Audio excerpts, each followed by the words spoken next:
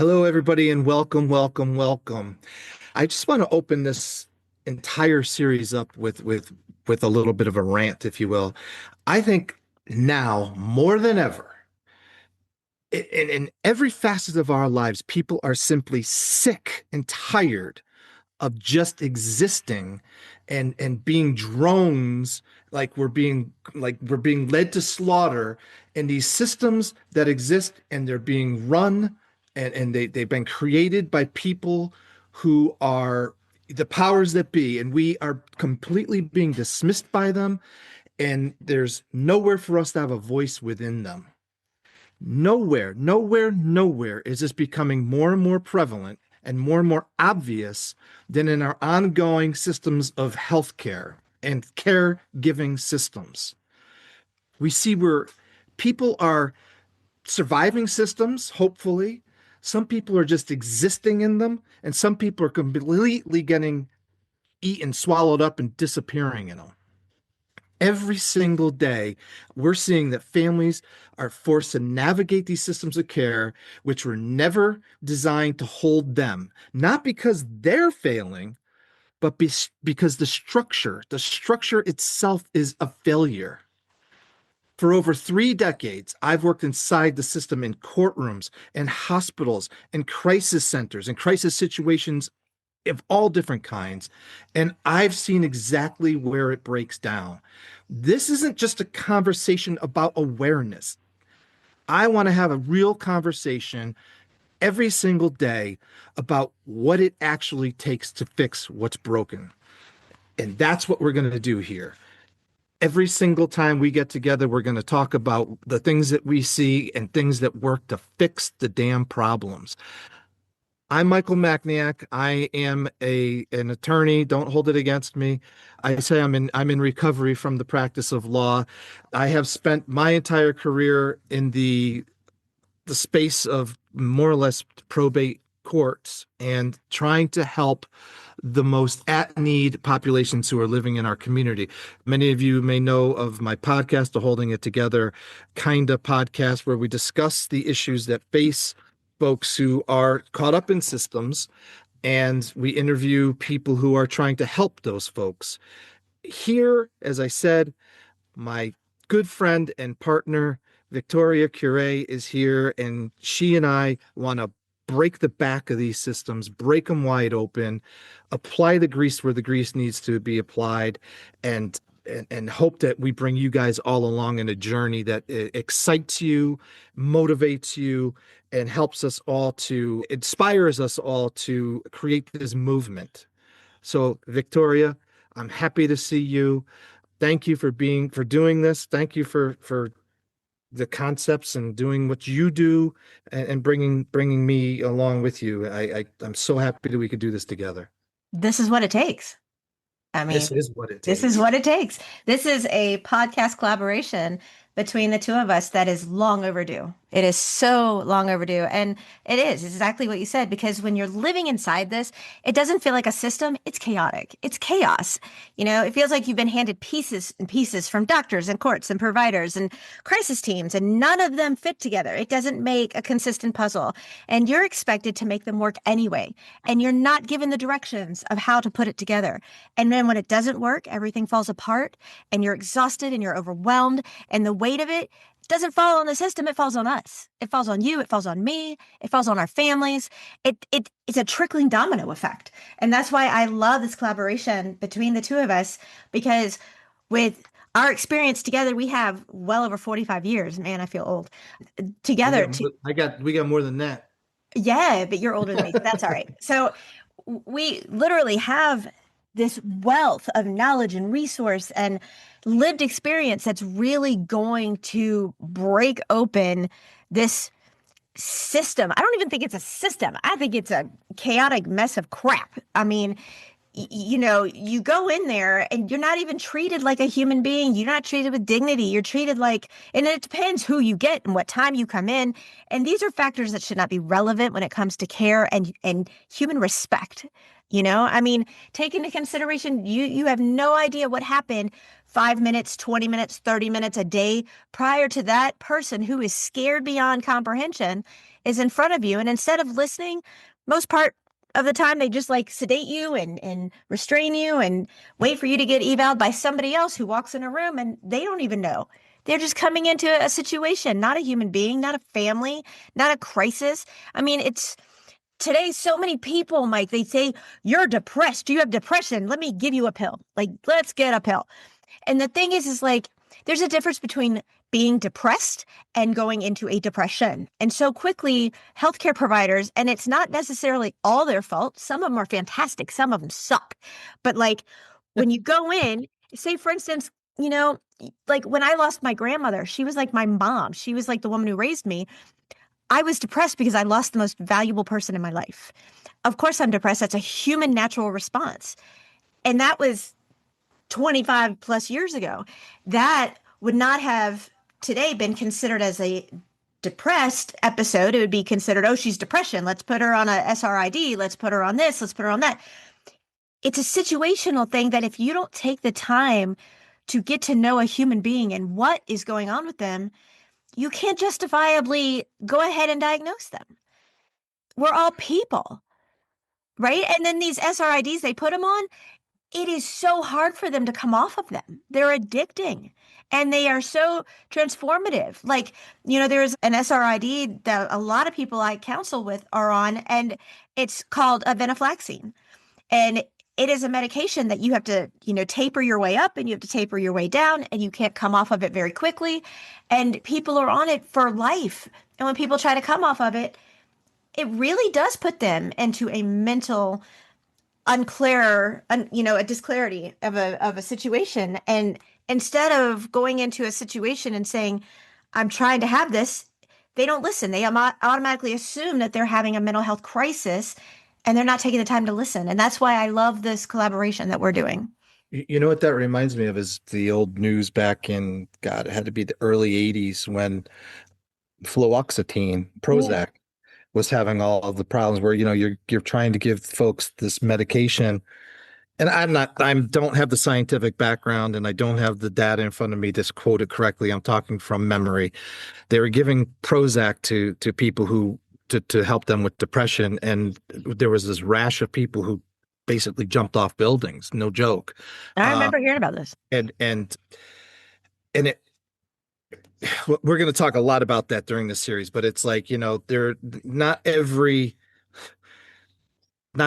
ass fits in every seat, right? And I think that one thing that you touched on is the go-to idea of passing out pills to fix. If you have depression, we're going to give you this. If you've got schizophrenia, we're giving you this.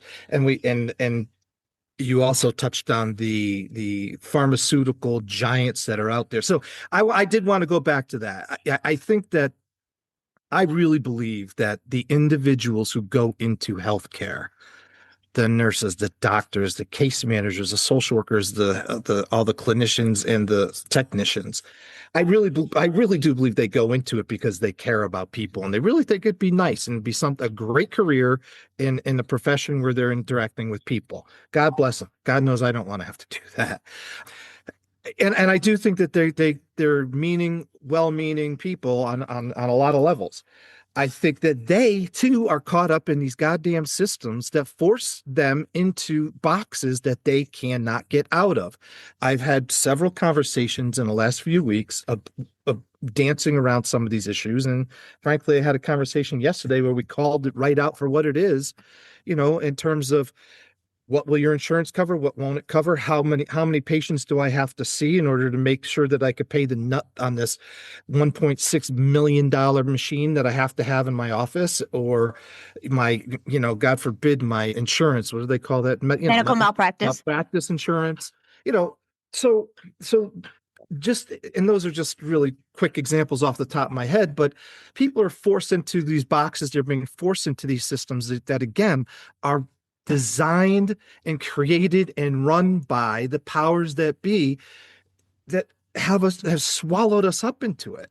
So, and the other thing that you talked about that I completely agree with, but I would add something to it. You said that when these systems of care that are out there are not failing, but the program or the policy or the treatment modality that we come up with fails, it is in fact us sitting here holding the pieces of that failure, and we have to rebound and push to get back to the drawing board.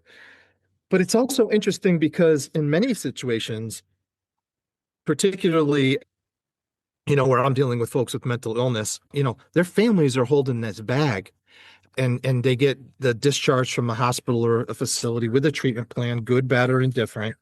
And well, lo and behold, if it falls apart, the family has to hold on to that crisis.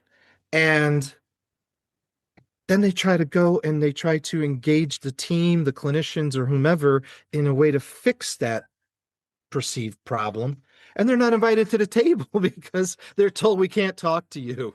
Right. And there's so many ways around that. And I mean, this hiding behind HIPAA, hiding behind privacy BS drives me crazy. We will have, I hope, we will have an entire discussion around Absolutely. that, because there's a million ways that are just so commonsensical to get around that. So I just wanted to make sure that I touched on that, as because I agreed with everything you said, but I don't want to just sit here and beat up on the people that are providing care.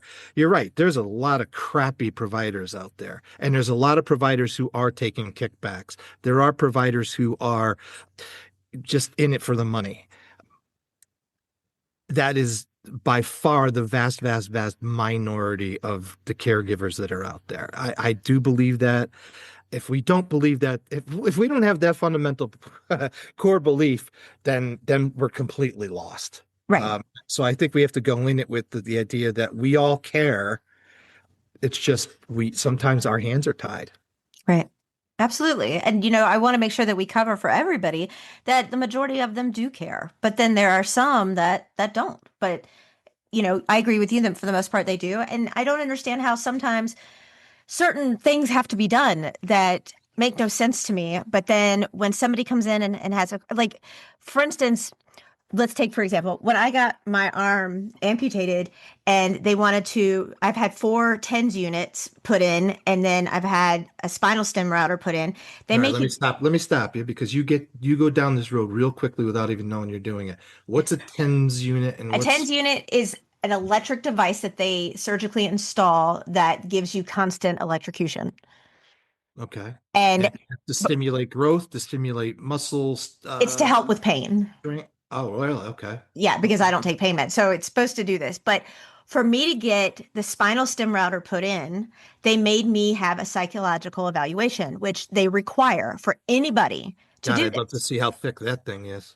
They passed me with flying colors and didn't make me finish it. Smarty pants, thank you. But but the thing, and they literally, I went in there and I'm like, most of my body is metal. And they said, well, in order to do this, for insurance, you have to do it. Insurance requires us to have a conversation for us to say, hey, do you know you're getting more or you're getting some kind of an implant in your body? Can you handle it psychologically or anything like that? And I spoke to this woman who is a psychologist and a psychiatrist, because they made me talk to both. And they were both like, I told them what I do. And so we got off the subject quickly and started talking about this. And they were just so informative, Mike, because they were like, look, it pisses us off that we have to bring people in to say, hey, it takes us months and months to get you an appointment just to Yeah, see. But all this time you're sitting in pain. That yeah. pain's going to elevate. That pain's going to keep going. And we're going to say, okay, she's in the mindset she can handle getting an implant in her spine. But then when people, and they told me this verbatim, when people come in an emergent situation because they're in a crisis, we don't get called to come down and talk to them. No, because they're off the hook and they're not going to give a good psychological profile anyway. Right. They're like, they come down here and you gave the best example on A Contagious Smile when we did an episode there about the person who came in with the pain in their arm. Oh yeah. Because she's like, we get calls for none of it. If somebody comes down and says something's hurting, hurting, hurting, we should get called to say, hey, can you just take a quick look? Can we just like see what's going on because something isn't adding up? But we don't get those calls. Well, and I mean, that should piss off a lot of people right there. What we're getting at here, folks, is when you go to, say, an emergency room presenting with any kind of an emergent situation, or you constantly go to an emergency room complaining of a situation that doesn't exist and it's in your head, perhaps. What we were talking about is how hard is it to call upstairs to the psych department or to even the social work department to run one of those 15 question psychological profiles that they have and just come downstairs and make sure that this guy's okay because he showed up here. In my case, a gentleman went to the emergency room 17 times in 30 days complaining of his Arm pain. arm's hurting and there was nothing wrong with his arm. They never called up and said, "Hey, you want to come down here?" And that kind of gets me to really our real first major talking point that is the foundation of what I do, and it's the foundation of what you went through, and that's so I'm not using it right. So it's not really the foundation. It's the manifestation of what you Mhm. went through. And that is that I really think that we need to include our audience, and our discussions need to focus around this immediate problem. It's not the lack of care. It's the lack of coordinated care. It's the lack of accountability among disparate service providers. It's a structure across multiple systems of care. And they frankly don't communicate. They don't want to communicate. They think they've got the answers and don't get me, I don't want to say it that way. Let me rephrase it. They don't communicate. They they have to do things according to a protocol that they have designed, and therefore it's almost to the exclusion of other care providers and care systems. And despite this BS that they're telling us about how collaborative they want to be and how great it will be when we have electronic records that they could just at a flash know what's going on between various providers, it doesn't happen. No, it doesn't. And you lived through that system Mhm. for 20 years or however long it's Yes. been, right? And to me, that is the very first thing that I set out to fix. And so I want people to understand your lived experience. I want to talk to other people in this forum about their lived experience and have them tell us, about the problems and maybe how they got around some of these problems. Because I know that I don't have all the answers. I've got a roadmap that I've designed that's working, but it's working because it's a lot of effort. Yeah. And frankly, sometimes people aren't quite as strong as Victoria Curie, right? And as dog with a bone and persistent, and they just lay down and fold. And that's the worst freaking thing I could ever hear. Right. And one of the things I definitely want to do in this forum also is I do advocate. I have clients and people that bring me on as their medical advocate. And I do go in there and I know the ins and outs. I'm not only certified, but I'm life experienced. And I go in there and I account for what needs to be done. And one of the things that really got me when I first had you on the other podcast, A Contagious Smile, and you told me about this, is that one of the things is that when someone comes in 17 times and it was at the same hospital, right? I think you said. Yeah, it was at the same emergency room. Right. And Yeah. first of all, you're going to have at some point in time, you're going to have the same staff turnover because 17 days in a row and 30.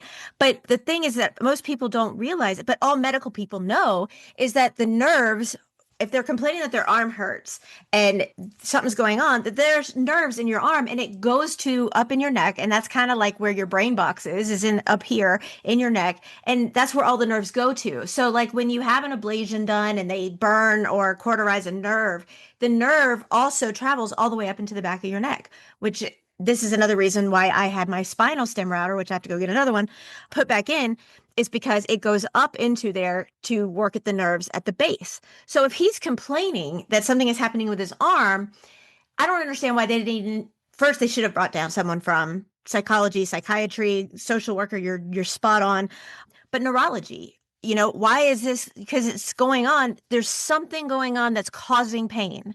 So why aren't we looking at that? You can do MRIs, you can do different imaging and stuff that shows pain. where it shows up. Do it with contrast, do it without contrast. There's so many things that can be done, and people don't know how to advocate for these things. And I want to also teach alongside with you what you have the rights for, because people don't know, because it's not out there anywhere for them to know. They have all these rights, they just don't know how to advocate for them and make them listen. Well, and I think that that's important. I mean, your experience and your lived experience and the lived experience of everybody listening is universal. It's global. There are lots of people out there that have experiences similar. And one of the things that I really hope we can do is bring people together over this common frustration, anger, whatever you want to call it. The legal aspect of it is a little bit tougher because of different laws in different states and different, the way that even different countries approach healthcare and the legality of it. So as far as the legal structure, we can certainly talk generally about laws, but more importantly, I think both of us, I'm coming at it from a macro systems issues level. So, and you're coming at it from you're coming at it from both micro and macro. But I think that one thing that we could certainly talk about and talk to is best practices. If Yes. this isn't happening, here's what should be happening. And you going back to your concept of teaching people to be their own advocates and giving them the tools and the voice and frankly the courage to stand up and say, no, this is not okay. This is not okay for me. It's not okay for my dad. It's not okay for my spouse.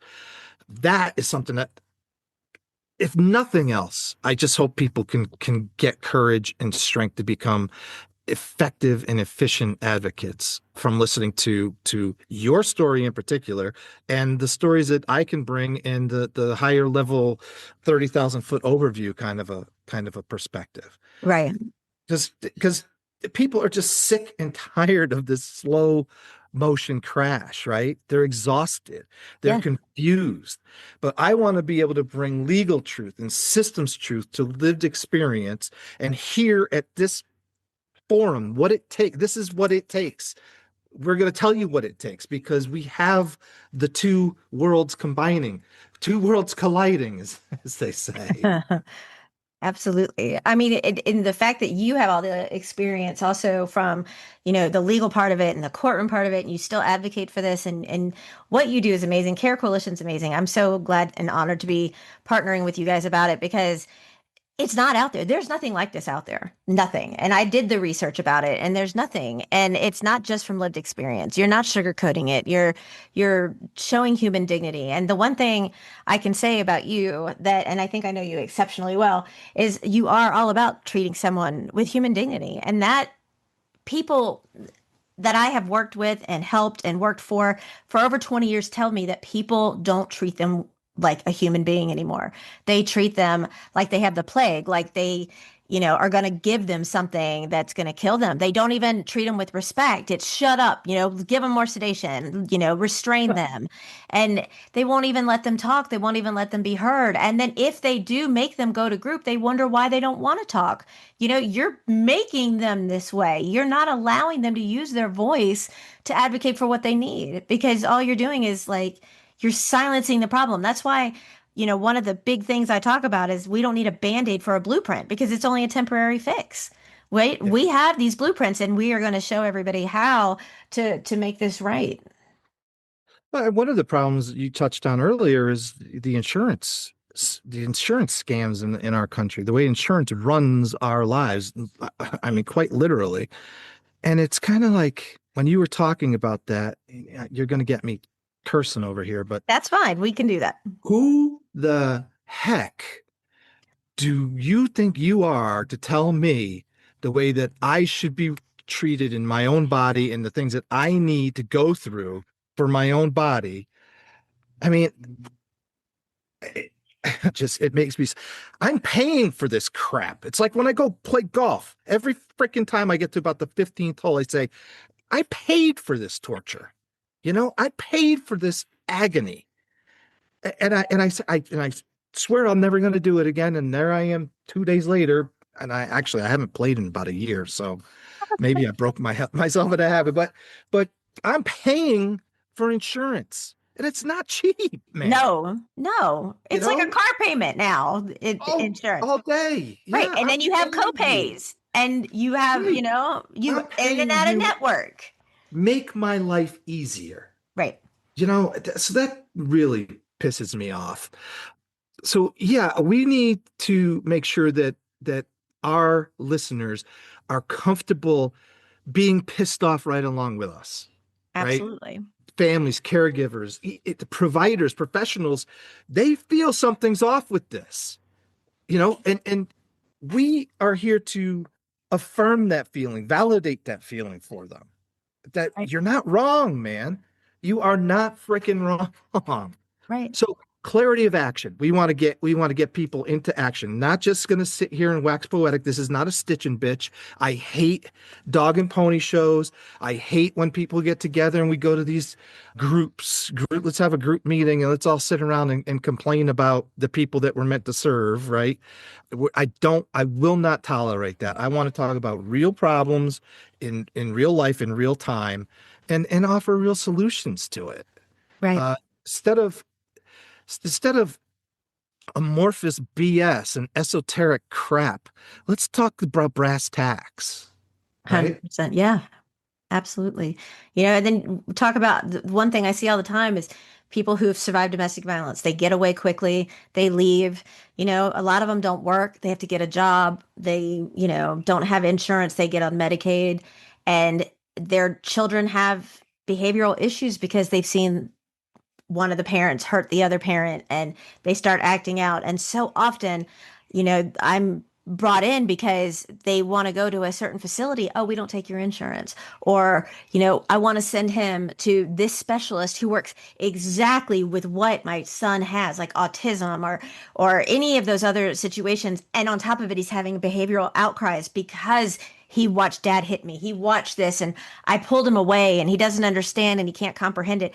And this is like the place my son needs to go, but they don't take my insurance. And so they just said, sorry, we can't help you.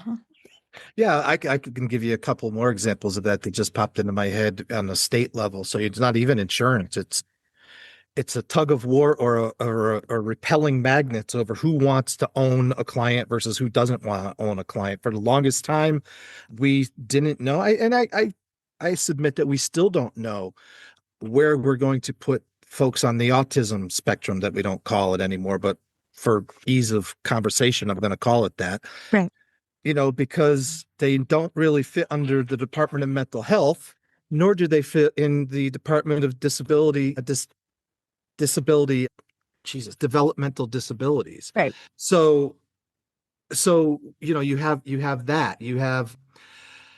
Then you have collaborations among some of these departments that says, hey, you guys are really good at providing group homes. We're not so great at it. We'll give you some money if we can have people into some of your bed. I saw that firsthand with the Department of Mental Health offering money to the Department of Developmental Services to create beds for people who are very low functioning and experiencing mental illness as opposed to DDS, developmentally disabled service needs. So those things do work, but you're right. It's what system am I going to fit into, number one, and number two, how the hell am I going to get into it? And if there's no insurance to cover it based on the way our system works, then it comes down to groups like this, talks like telling us what does it take, because this is what it takes, and movements like our Care Coalition, and meeting people like you and I who have some of the answers in our other areas of life, you and the contagious smile, and me and holding it together, and the guardian model and all that. And I want people to come and join this action, Right. right? Right. What also is something I definitely want us to talk about, and so many people, it's one of the main things I get asked about with a contagious smile is, when you get on Medicaid, there are waivers, like there's a Katie Beckett waiver, things like that. But on Medicaid, you can't have more than $2,000 in the bank. If you do, you don't qualify. You can't have a car. If it is, it's only worth a couple of $1,000s. You can't bring in more than, any kind of money, or you start losing some of that. If you have a part-time job and you make XYZ, then you could lose it. And the families are more worried about losing the insurance because that's what they need so desperately.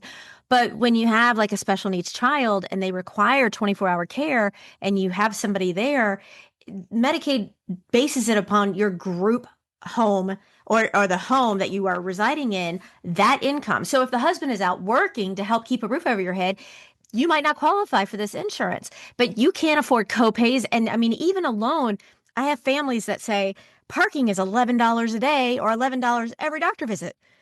How do we pay for that? And Not the to thing mention is, the copay per visit. right, you can't afford it. And it's putting people in bankruptcy. It's putting people beyond the poverty level. People are losing their homes, all because they're trying to take care of themselves and they're And, not given the and, tools. and I think we should dig into some of that. And there are differences. There are other avenues. There are other programs under Medicaid that I could talk about, but I'm not going to talk about right now, right here, that are set up to help people with those types of things. I'm not just talking about helping with the copays, but there are programs designed for, well, as you said, there's your waiver programs, right? There's also programs that are designed to create what would look like a waiver, but they don't call it a waiver. And we could bring on, I know exactly who we could bring on to talk about that because that's a real problem for people. We talk about, God, I don't even believe I'm going to bring this up. We talk about the price of eggs as if it is the most, I have chickens, man. I love my chickens and I don't know, I don't pay much attention to the prices of eggs, but Outrageous. apparently it's a national crisis and has been for a year and a half. Yeah. And I know I'm kidding. We talk about price of eggs, we talk about price of gasoline. It's all the same thing. We're talking about the cost of living. And when you think about the cost to get on a bus, to drive to the doctor's office, the time to get there, the stress that it causes, then you talk about having to pay the copay at the doctor's office. I remember when I was going to get allergy shots, my allergy, I would only cover like half of that, and I had to go every week, and it was $125 out of my pocket plus the copay for the doctor's visit. And I was like, no, you know what? I'd rather sneeze. I'd rather I'd freaking rather sneeze, sneeze. you know? Yeah. And maybe that should be one of our taglines. I'd I'd rather rather just sneeze. sneeze. Right. But I think that what we want to make sure that we don't do for everybody listening is we don't want to overwhelm them and overburden them in a situation that they're already burdened with, right? Right. So we got to be careful about that. This is emotional. I want to touch on a lot of raw crap, a lot of raw places, but I also don't want to overburden and overtax people and systems that are already overburdened and overtaxed. Right. We're going to provide resources that aren't out there anywhere for anybody. That's so important that they know. I mean, we had the best pediatrician ever, and he actually had a waiting room for kids that were contagious and were sick versus the well waiting room because kids have lower immune systems. And, he was like, I just had somebody ask me to do it. And I just put a separation up and, in half the room. And then it kept kids from getting sicker. He goes, it didn't cost me like hardly anything. And, Yeah. it brought me even more patients in because people were like, wow, Yeah. you really care to go that extra mile. But then you have other people and other doctors that are like, hey, the doctor's running behind and you wait out there for 3 hours in the midst of everybody sick, and you have a child with a compromised immune system and they get sicker because they're waiting to get into the doctor. And then, you're waiting, how am I going to pay for that ER visit? And how am I going to pay for all of this and the shots and all of Right. that other And, stuff? And and everybody knows the doctor's office and the hospital especially are not where you want to be if you're sick. My right, goodness, there's no rest. There's all kinds of things that you could be getting, but that's for sure. And that kind of brings me to sort of kind of maybe the last point that I want to drive home is that is what people are really experiencing. And yes, God bless that doctor for coming up with the simplest idea in the world and kudos to him for getting more patients because of it. But this is what people are actually experiencing versus what they're told they're experiencing, which should right, make everybody even more incensed, right? I'm incensed because I have to freaking be told what I'm feeling or what I'm experiencing, what my pain point is or what it isn't. No, I will tell you these things. I don't need a system telling me how to feel or how I do feel or how I should treat my family. right. Absolutely. And I want to tell you, I've had some people reach out to me, Mike, and they have thanked me for our partnership. They have thanked me for bringing on an attorney because, first of all, no offense, attorneys are asses. I mean, for the most part, most. I don't And know any. you're not. You really don't come across as an actual, like, I know you are an attorney, but you don't come across as most people's perception of an attorney. And we are doing a live on Facebook. This is going to be released on Friday. So we're doing a live this evening on Facebook, and it's going to be everywhere. And how many people can say we have a veteran, seasoned attorney who's going to come on and answer your questions? They're going to be there. I'm going to be there. We're going to do this often. Kellen Fluckinger is coming on. JJ Holly is coming on. This is going to be so impactful. We're going to do this weekly on the podcast. We're going to do Q&A. We're also going to do support groups. This is the difference. One thing that Mike and I are 1,000,000% is consistency. And that's something that the mental health system, I want to find another word for that because I don't like it.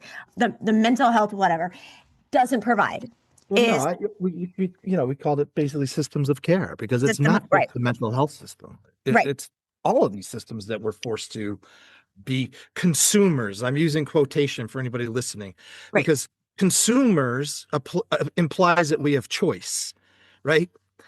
I'm a consumer when I go and I read the consumer's guide because I'm picking a car that I want to buy. We do not have a choice in these systems of care. No. We are told what systems of care are out there, and it's like the old days when you're forced to watch the three different TV stations. That's probably a horrible analogy, but Nobody is listening understands what that is. I do. yeah. I get it with the rabbit ears and don't move. Stay right Well, there. no, but anyway, okay, so it's a bad analogy, but you understand what I'm saying. We're being told what we can and cannot do for ourselves, essentially. Imagine the millennials being told that they could only pick one app to go to and nothing else. Maybe that will resonate a little better. That you Okay. didn't have app choices. You didn't have the app store, right? You can only go into one. You Yeah. didn't have everything else. They're probably going, no freaking way. No, can't do Yeah. that.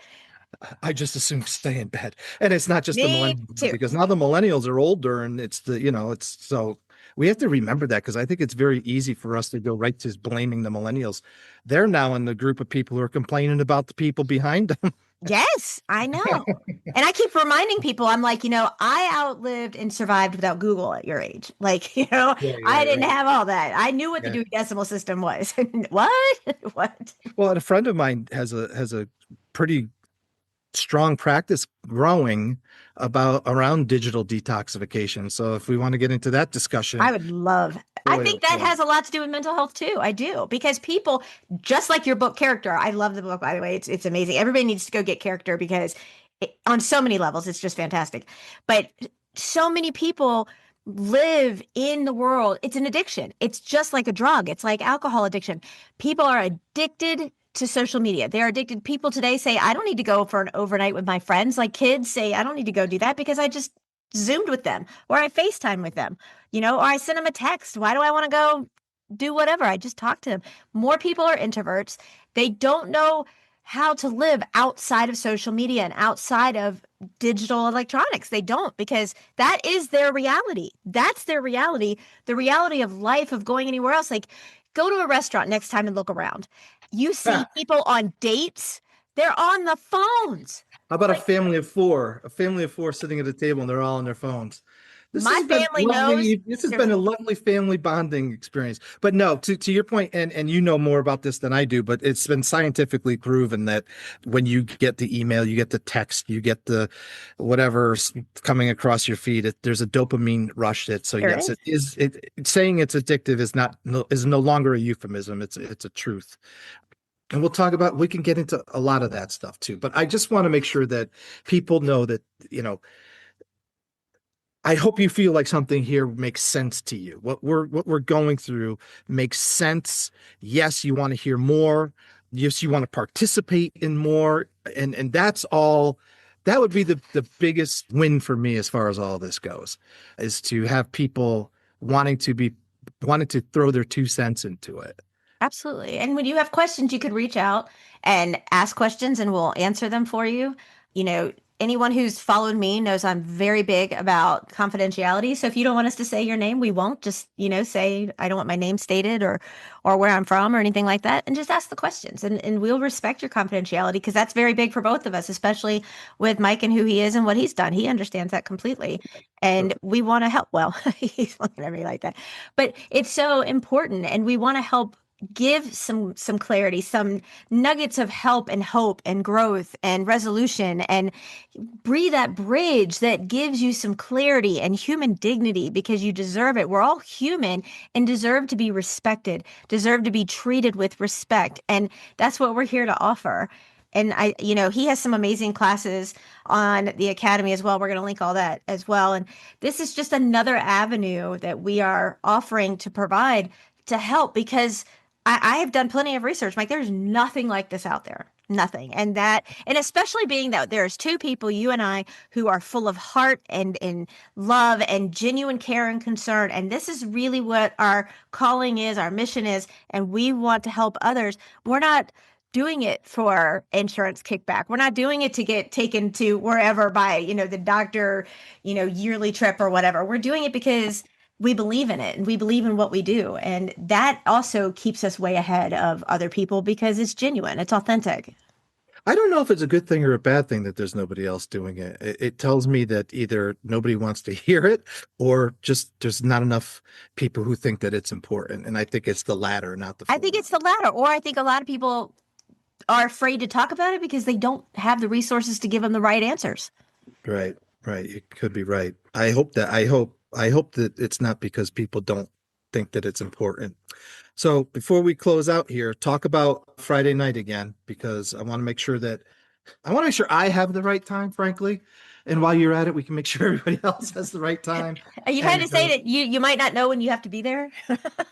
yeah, well, I've been known to mess up the time changes before, and I've done it before, and I will certainly do it You will again. certainly do No, it. I just want to make sure that people can be there, and we're going to have people who will offer real answers to questions that day. I mean, this is when it starts. Yes, this is when it starts.